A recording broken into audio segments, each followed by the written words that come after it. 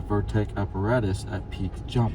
Moreover, the training of the shoulder and hip flexor enhanced the VJ performance in the absence of the changes to the explosive muscle function of the takeoff legs. The use of time flight to assess jump height from the SJ and CMJ test has been an important requirement. Takeoff and landing configuration must be identical, joined so that the displacement of center of gravity must be vertical.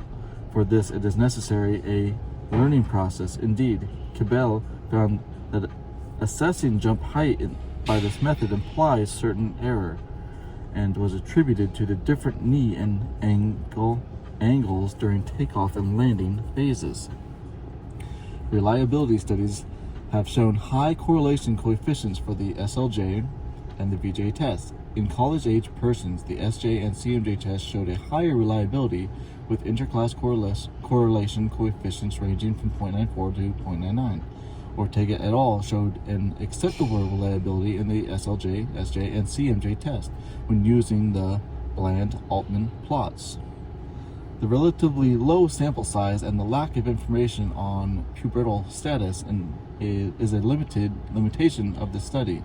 We observed in the present study that children had some difficulties in correctly performing both the SJ and the CMJ test. Some difficulties are inherent to these tests, such as the issue in landing knee extension, jumping without doing the CMJ in the SJ test, or jumping without swinging the arms. In conclusion, there was a strong association within all the lower body explosive muscular strength tests and between the lower body explosive muscular strength test and the upper body muscular strength test. From the test assessed in the present study, SLJ showed the strongest association with the other tests to assess lower body and upper body muscular strength. These findings, together with those of previous studies, and because the SLJ test is practical, time efficient, low in cost, and equipment requirements, show that the SLJ could be considered as a general index of muscular fitness in youth. Practical applications. The results of the study indicate that the SLJ test is strongly associated with other tests that assess both upper and lower body muscular strength. Based on these results and on the fact that the SLJ test is practical, time efficient, and low in cost and equipment requirements, we believe this test could be considered as a general index of upper body and lower body muscular fitness in youth. Acknowledgements.